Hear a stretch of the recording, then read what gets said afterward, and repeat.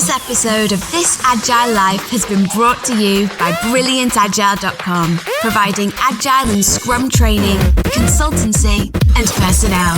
BrilliantAgile.com. Done right, it's brilliant.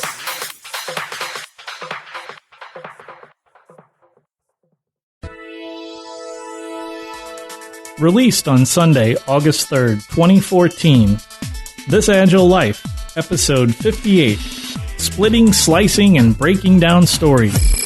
The software industry transforms more and more every day. Agile methods are quickly replacing traditional ones. The question is, are you agile enough? This podcast is devoted to agile and lean software development. Time to welcome your agile coaches on This Agile Life. Hello everyone, I'm the host of This Agile Life, John Sextro. I'm going to be soloing this episode of This Agile Life. I'm also going to be trying something a little different for this show. After I finish recording this and releasing it as a podcast, I'm also going to turn this into a screencast, something that I will upload to YouTube and link to in our show notes. And this podcast and the accompanying video cast, screencast that I create from this podcast, I hope and encourage you to use as a bit of training with your teams or instructional video for your teams. Something that you can share, something that you can pass along to your friends and coworkers, other people in your organization and company, maybe other people that you meet with in the community of software developers. And this particular topic that I'm going to discuss today is story splitting, what you might also refer to as story slicing or breaking down stories. And that's going to be the topic, the focus of the podcast today. As I said, I'm going to be doing this on my own. And before I get started on the topic of splitting, slicing, breaking down stories, I want to first apologize to the listening audience for not releasing an episode of This Agile Life last week. I have to admit that in the past 3 weeks, I have not been following my own advice that I've given many times on this show, and that advice was to work a sustainable pace. I have definitely been working many more hours than what we would consider truly a sustainable pace. And as a result, I was unable to get the other co-hosts for this show organized in a timely manner so that we could release an episode for you last week. I have now started to return back to my normal course, to my regular sustainable pace at work, and I'm very happy to be returning to that sustainable pace.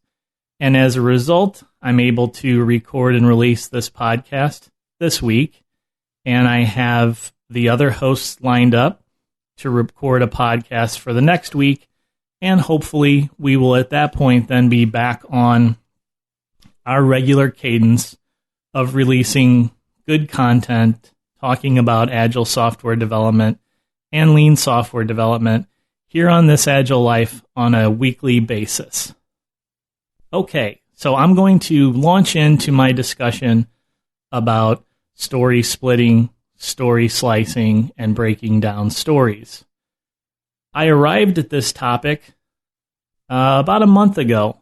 There was a conversation that was happening on Twitter with some folks and the hosts of This Agile Life, and there was a suggestion and a question actually first about how to conduct a planning poker session.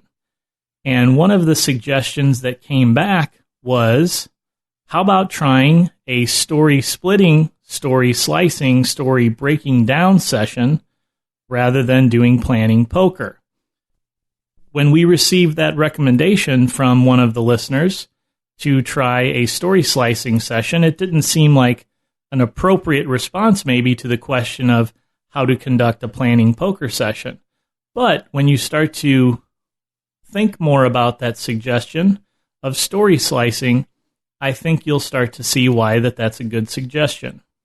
this conversation went on between the hosts of This Agile Life and Neil Killick and Ari Tanninen. I hope I've said your names right, guys. You can find Neil on Twitter at Neil_Killick and at Ari Tanninen. Those are hard names to spell, so I'll be sure to include a link to their Twitter profiles in our show notes. Story slicing, story splitting, and the act of breaking down stories may very well be one of the most critical factors to success on Agile teams. What I have seen in the teams that I've coached in the past is that one of the things that they sincerely struggle with is having stories that are small enough. And when I say small enough, I mean that can be turned over in a regular cadence, maybe every half day to a day or less, ideally. I know Amos likes to have stories that are very small that can hopefully be done in an hour to 2 hours. I like to shoot for stories that are just a predictable size and something that is less than 2 or 3 days long. My ideal story would take approximately half of a day to complete. If you can break all of your stories down to a consistent size, it makes the need for estimation nearly non-existent. If all of your stories are always approximately the same size, then you just can assume and use that number, that half-day number, as your baseline for how long it's going to take you to accomplish anything. And if you always strive in your planning sessions to break your stories down to that small enough size, then the act of actually having to do planning poker is a moot point. You don't need to do it. You will simply take your half-day story size and apply it to all of your stories, regardless of what you might think it should be, because you know that your velocity to date on the project has been that your stories average out to being half a day long, maybe a day long. Once you've got that down, now you can see why story slicing can be a replacement to conducting a planning poker session, because you've eliminated the need for doing planning poker by having all of your stories broken down to the smallest that they can possibly be, making it unnecessary to do estimation and to holding a planning poker session. Where that leaves us is the act of breaking the stories down.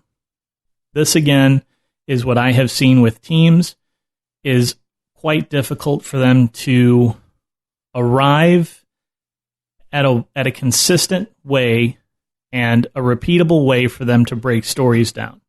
A team will usually struggle initially with breaking stories down in a way that makes sense to them and for them, and in a way that is going to give them the ability to build those stories, develop those stories in an order that will allow them to incrementally deliver value to their users and to deliver and release that software on a frequent basis.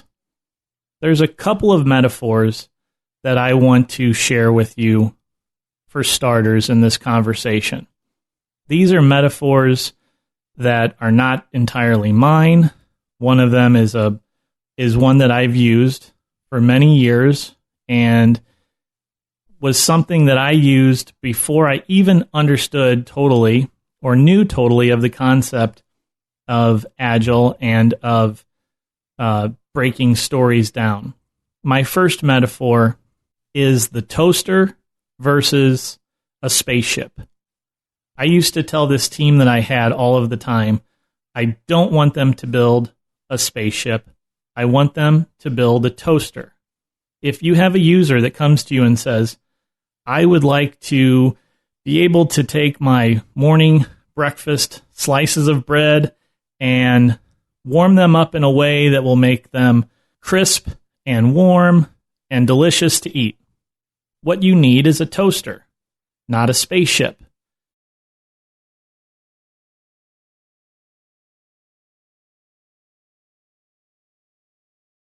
The definition of what a toaster is may differ across the number of people on your team. What I've run into with folks in IT, developers especially, is that the first thing they want to do is build the best possible toaster that they can. Oftentimes, this best possible toaster ends up looking like a spaceship. In my words, it ends up looking like a spaceship because it has so many bells and whistles. It ends up looking like a virtual spaceship, something that you would see on the launch pad. And can that spaceship actually toast a piece of bread? Yes, it can. If I get somebody to stand there with a big stick and a pair of tongs and stand back far enough and hold the bread at the right angle under the thrusters of the spaceship, they will be able to toast that piece of bread. However, we've spent gazillions of dollars to build that spaceship, and it's not purposed correctly. There's all kinds of overhead that we created with that spaceship. There's all sorts of unnecessary development that we did to build that spaceship. And all our users wanted was a simple device to put a couple of slices of bread in, push down a lever, and in a few minutes, get out a couple of nicely toasted pieces of bread. I use that metaphor with teams to get them focused on building the simplest thing that can work.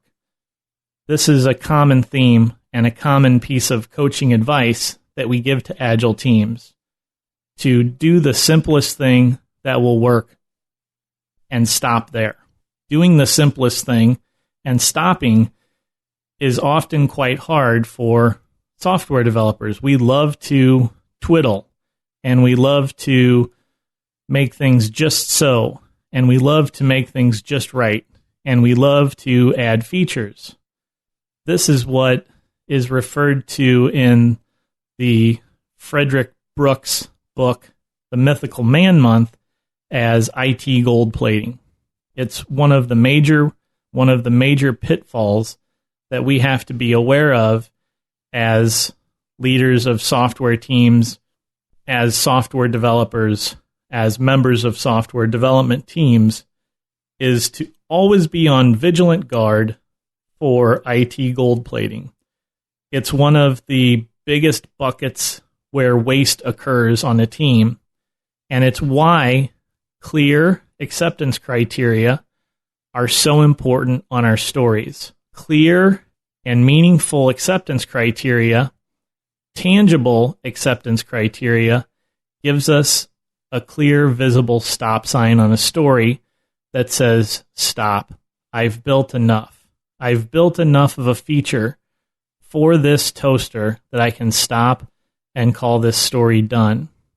One of the most important things for a team to do is to be able to work quickly through stories, move them across the board so that those stories can leave development and enter production or enter your pre-production space where a user can use them, interact with them, and then give you feedback.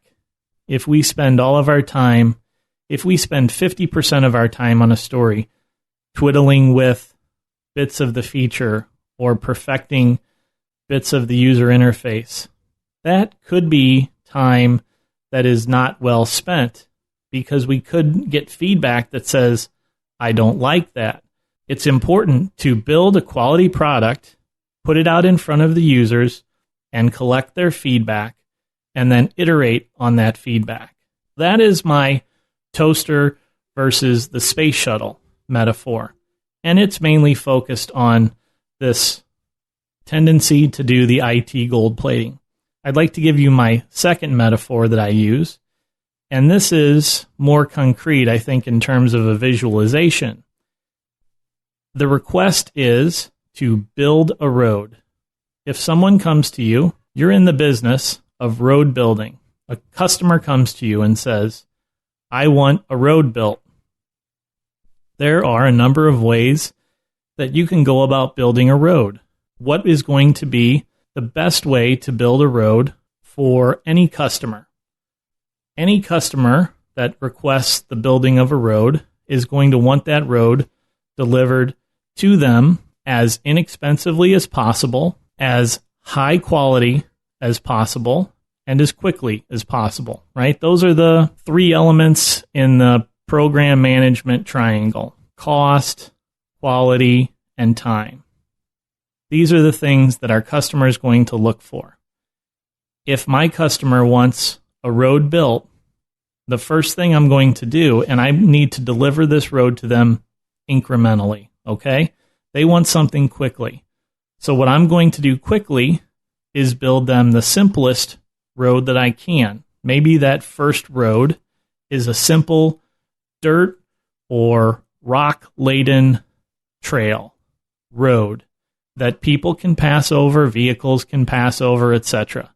Maybe I find along the way of building this road that there are ditches, creeks, roads, other things that I have to deal with. And so therefore, along the way, I might have to build something a little more technical, a little more advanced than a simple dirt trail. And I'll build those things as I have to deliver the first version, my first incarnation of the road requested by my user. But I'm not going to build anything more than that the first time. And then I'm going to take that back to my customer and say, are you satisfied based on the cost of this simple trail, this simple road? Are you satisfied that this is enough? And if my customer says, yes, that's enough, then great.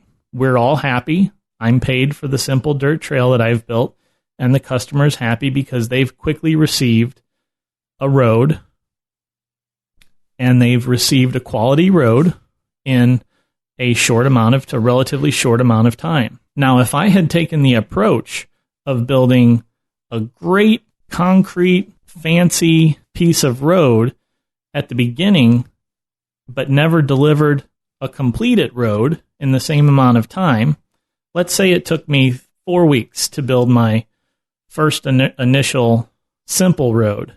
I could have spent the same 4 weeks building a very fancy concrete with rebar and side rails and guardrails and center dividers and painted stripes on the roadway. And then after that same 4 weeks, gone back to my customer and said, are you happy with this quarter of a mile or the quarter of the road that I've built for you? And the customer might look at that and say, well, yeah, that's fancy and great, and I love the guardrails, but we're just going to be walking on this road and didn't need to have these stripes and these guardrails, but it looks really great, and you did really good on the quarter of it, but I really wanted a whole road, but I only have 1/4 of the road that I need it. In that same 4-week time, maybe at that same cost, I've built a really, really great partial piece of the overall road that my customer needs, but I haven't delivered the entire road. My customer can't use that road. Well, they can use that bit of the road, but that road is not going to take them where they need to go, and therefore it's not really usable for them. They're not just going to want to travel only a quarter of their distance.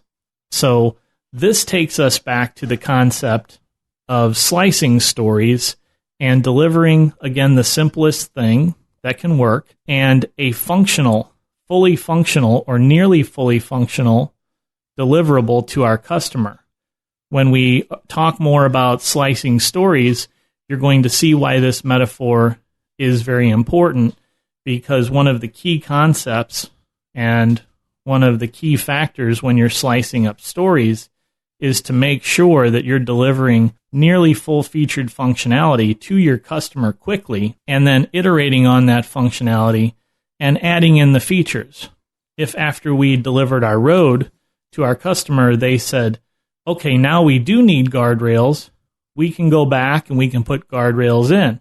If our customer says, your rock-laden road is good, but I need to be able to travel at higher speeds over that road, Now we can go back and put in pavement and put in the concrete to allow them to travel more quickly on the road.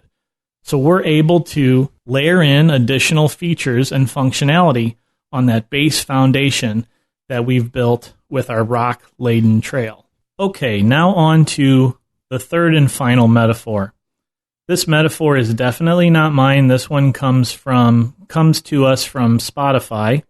I recently saw some slides from a presentation that a person from Spotify was giving, and the presentation was talking about how Spotify goes about building a product. This metaphor is very similar to the one that I just gave you about building the road.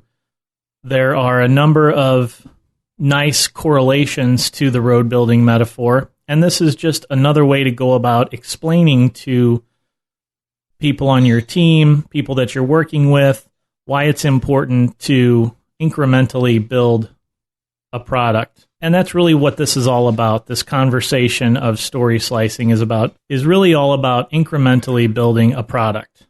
The Spotify metaphor, which I'll have a link to, of course, in the show notes, and you'll be able to see the image in the video training that I'll provide from this podcast, shows two examples of how you can approach building a product. In both examples, the end product intended is a vehicle of some sort, a means of conveyance. So again, you see here a correlation to the road. This is a vehicle now that's going to be traveling, of course, on some sort of a road. If you were to receive the requirements or have a discussion from a product owner about what they want, that product owner may very well say, I want a vehicle that I can use to travel from one location to another location. It's the whole purpose of a vehicle, traveling from one location to another. Very straightforward. In this metaphor, in this example, in this image, in these two examples, you'll see that there are two pathways for building this vehicle that will transport someone from one location to another. The first example starts off with building a single tire, and then a second tire, and then a frame to support the tires, and then finally a body and an engine to make what looks like a car, the final product. The delivery of that vehicle, based on what our product owner asked for, was one tire, then two tires with a frame, then the frame plus a body, and then the frame plus an engine and a steering wheel. That's one way you could go about building a vehicle. However, not until that fourth incarnation of what you are building can your customer, can your users, can your product owner test drive what you've built. And the second way to do it is that in the first iteration, you build a very simple skateboard. Not a lot of steering, not a lot of horsepower. It's very difficult to steer and navigate, and it certainly would not be able to take you very long distances, but it is something that can get you started. You're going to need a lot of maybe help to steer initially, but it's something that you can start with. It's something that you can use.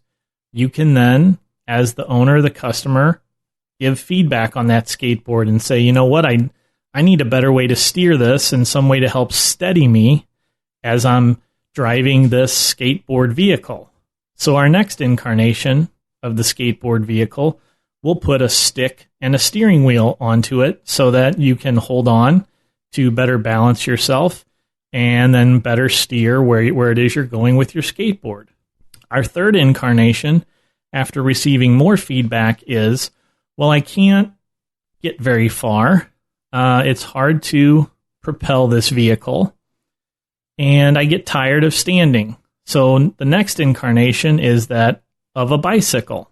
We'll now put somewhat of a motor in there with self-propulsion in the terms of the crank and the pedals and the chain and the sprockets.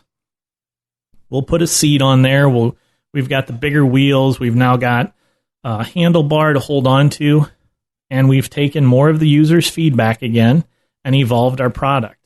Now our users come back again and say, this is great, but I get real tired from having to self-propel the vehicle. So now we'll take our product and we'll add in an engine, and we've built now a motorcycle. And then finally, our user says, I want to be able to transport more people. I want to be able to have a safer experience. Can you do some other things? And yes, of course, now we arrive at finally the vehicle that our product owner and customers wanted, which is this car with many seats in it and safety features, etc. However, what I want to point out here is that all along this journey and this process of building this vehicle and this product for our users, we've given them something usable, something that's functional, something that they can test drive, and then provide us the feedback on. That's what's key in story splitting. That's what's key in taking this approach, is to get out working software, get back feedback, and then iterate on that feedback to deliver the best product for the users. At almost any given point in this process, our users, our customers, our product owner could have said, that's good enough for me. I can stop at the scooter. I can stop at the motorcycle. That's enough. And then we've built them just enough for what they need. They've spent just enough money to get what they need. We haven't done a lot of gold plating to the system. We haven't spent time building the greatest vehicle, tire, and wheel assembly in the history of mankind, and then had no way to use that vehicle, wheel, tire assembly because we don't have the rest of the vehicle. We've incrementally built functionality and features for our users in a way that they continually use them and provide us feedback, which is the key in all of this. Those are my 3 metaphors. Please feel free to use them. I certainly have co-opted a number of them from other conversations and discussions that I've had in the past. I'd encourage you to do the same. Now I'd like to begin talking about how you actually go through the process of breaking the stories down. Here's what I see commonly happening on a team. The first time that I engage with a team and say, this is a story, it's too big, we need to break it down, what everyone, almost without exception, goes to is, okay, let's break it down into the user interface, the controller, middle section, and the UI, the back end, and the database, or some other back end stuff. They break it down into that 3-tier architecture, that 3-tier approach: model, view, controller, model, view, presenter. That's almost without exception what every team immediately goes to. If you're on a team where you will almost certainly have this exact same experience. People inherently think about software in terms of the layers of the architecture, the layers of the infrastructure that they're dealing with. They see those as the component pieces of what they're building, and then they immediately believe that they should break everything down at the component level, at these component layers. I think, and have coached and believe and see evidence that that's the wrong way to do it. I know that it's natural. I know that it's what people have done since probably the beginning of software development, but I'm here to tell you that that natural feeling thing is the wrong thing to do, as we've seen in the 3 metaphors that I've previously given you. People will regularly want to break things down, as I've said, into that client, into that server side, into the database side, onto a middleware side.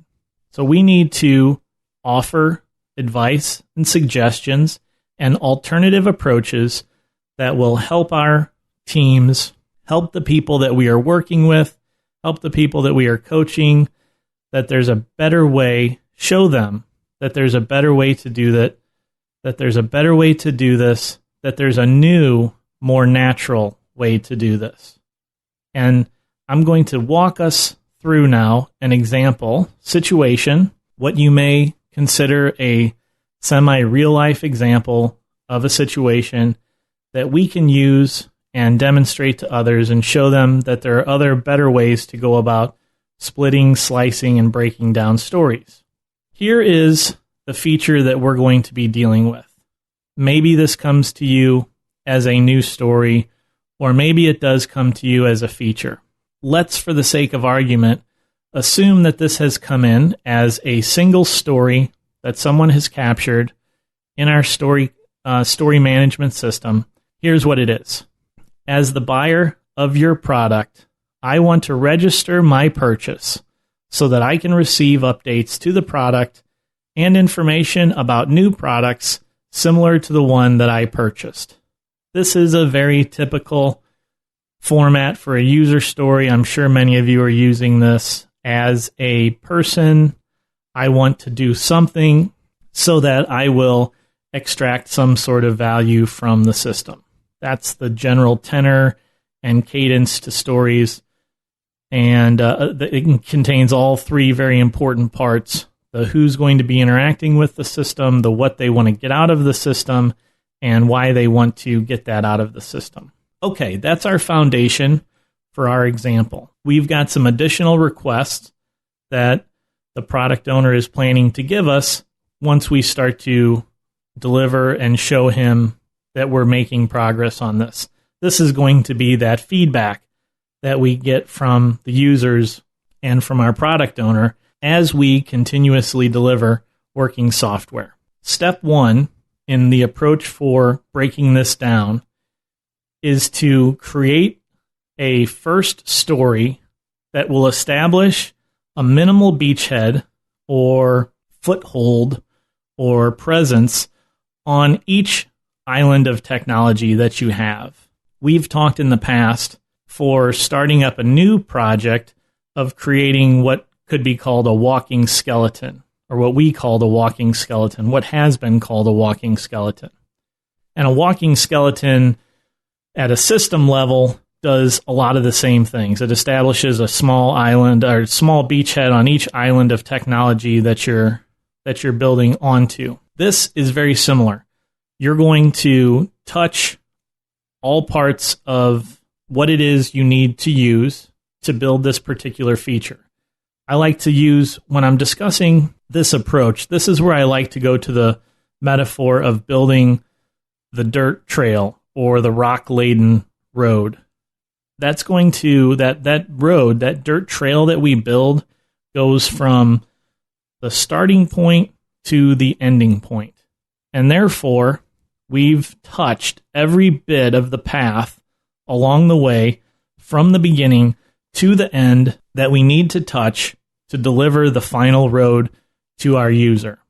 And therefore, if there's a difficulty, if there's a problem from the beginning to the end, we'll come across it. If there's a creek that we have to cross, if there's some sort of chasm that needs to be solved with a particular piece of technology, we're going to have to address that and solve that just to build our very first attempt. Our very minimal solution for this story is going to require us to solve all of those problems. In the example of the road, we maybe have to build this bridge to build just the minimal solution to go from point A to point B. So that could be difficult. We may have to use advanced technology, etc., to accomplish what's going to be our first minimal attempt at that story. This will help us learn a whole lot about the how for implementing the story.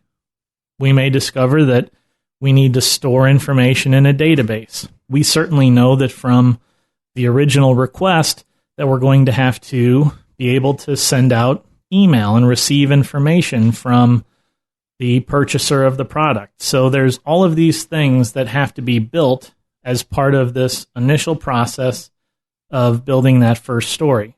We may discover along that path that we have to go through a really long approval process to get a database provisioned or to stand up our first web application container for our project. You may be thinking to yourself at this point that this is going to be a story that's larger than half a day to a day. That's possible.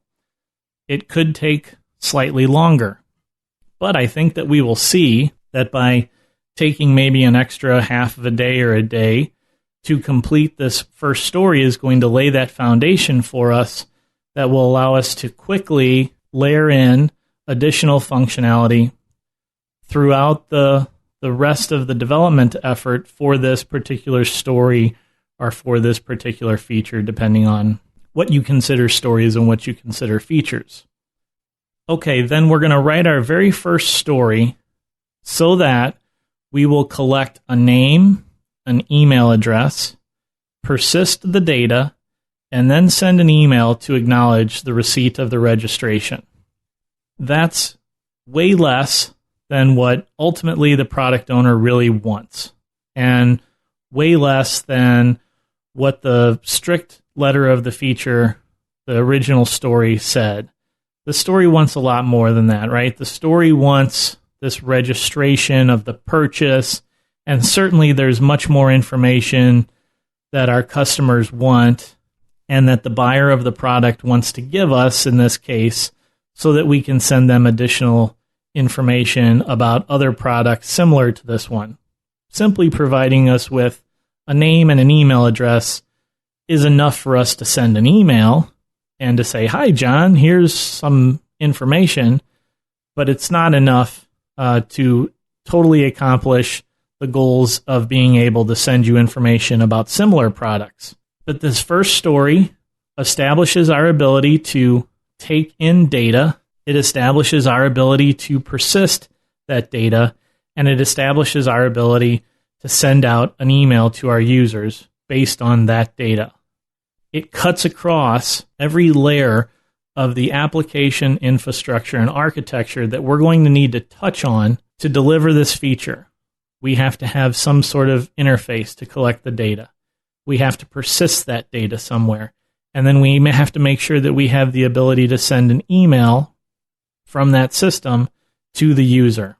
So it gives us the ability to touch on all of those layers of the application architecture and to make sure that they're there, that they're in place, that we can interact with them, and that we are able to use them as part of this story and as part of this feature. And that's a big, important thing. We can go and take that, we can show that to our product owner, and we can get feedback. It's workable. We can have an email sent to the product owner and they can see what the email looks like. Certainly it's a very simple email that just says, "Hello, Joe, here's your email." And now we can start to get feedback. We need to collect other information. Okay, great. What other information do you want to collect? We'll write that as another story. We'll then we'll go ahead and do the work to collect that information. Now the product owner says that he wants us to be able to take the information about the product that the buyer purchased and associate that to a catalog of other products. And this catalog of other products will tell us what the associated products are and suggest to us what other products our buyer may be interested in. And then that allows us to send the emails. And then our product owner wants us to guarantee success of the registration.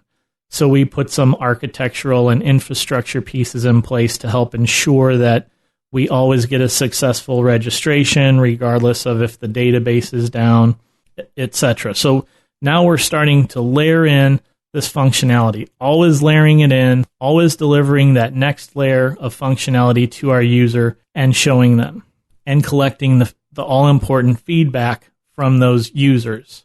As we're layering this in, it's not taking us a whole lot of time to add these additional layers in. We've established that minimal amount of beachhead in each area of the application architecture.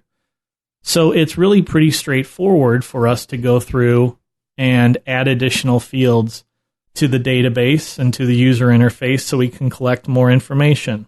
It's relatively easy for us to add in the ability to guarantee the success of the registration through the implementation of technologies and queue-based solutions. And I don't want to go into a lot of the technical details of how to implement those are what we call the implementation details. But what I want to really focus on is this ability to layer functionality in. As we've been building these layers for our product owner and for our customer and for our users, every layer that we've delivered is usable. Going back to the Spotify metaphor with the skateboard, scooter, bicycle, motorcycle, and the car. We've built this product registration page in the same manner. We've built a very simple skateboard solution. It had wheels, it had a way to stand on it. Our product registration had the same things. It had the same basic elements that we had to have to satisfy the strict letter of what the story, what the feature was intended to do. We delivered, in the first story, a functional solution. It was not the ideal solution. It was not certainly something that you would want to release to production, possibly, but it's a solution nonetheless, and it's one that we can then start to layer in additional functionality on top of based on additional feedback and additional stories and additional guidance that we receive. And then our product owner starts to layer that functionality in and tells us he wants to be able to collect more data. So then we bump our skateboard from skateboard up to scooter by being able to collect that additional data. As we continue the layers, we take that scooter to a bicycle, we take that scooter to a motorcycle, and ultimately we deliver the final product. At some point along that path, our product owner says, that's enough. You've done enough work. This is fully functional. We can go forward with it as it is. And everyone is happy. It's a happy ending to our fairy tale story of splitting features and splitting stories because we've taken a minimal upfront approach. We've collected feedback from all of our users. We've incorporated that feedback, and we've done it in a timely manner. We've delivered it with a high level of quality because we've ensured the quality by collecting feedback, by getting in front of our users, correcting problems along the way. And we've given them the product that they want, the price that they need it. The product owner was able to say stop when what he had was good enough. And that was an efficient use of the money, the resources that have been established for that project, for that particular story, those resources being the dollars that you spend on that particular feature or story, not people, right? And we've satisfied all three sides of that project triangle: quality, time, and money. We've given our product owner a lot of flexibility to make changes along the way, and we've constantly delivered something that's working so that if any given time they need to stop, switch gears, and work on something else, we have functional software rather than, back to the Spotify metaphor again of the wrong way to do it, rather than just having a tire, just two tires, and okay, great, you built two tires, but now I need you to stop and work on something else. Nobody can really use those two tires. This brings me to the end of my explanation of splitting stories, splitting features, breaking down stories. I hope that you've enjoyed this training/podcast episode. I hope that you will share this with the folks that you work with and your friends and coworkers. Look forward to more of these in the future. I'm planning to try and create a series of these over the next 6 or 8 months and interject them periodically into the normal flow of the podcast. And I'd love to get your feedback on this episode and love to get your feedback on any of the things that we do here at This Agile Life. So please visit the website, check us out at thisagilelife.com for these show notes, for this training, for all of our past episodes. And thanks for listening, and keep living this Agile life. This Agile Life is brought to you by a community of Agile developers and coaches aspiring to spread the word about this groundbreaking approach to software development. Join us at thisagilelife.com/community.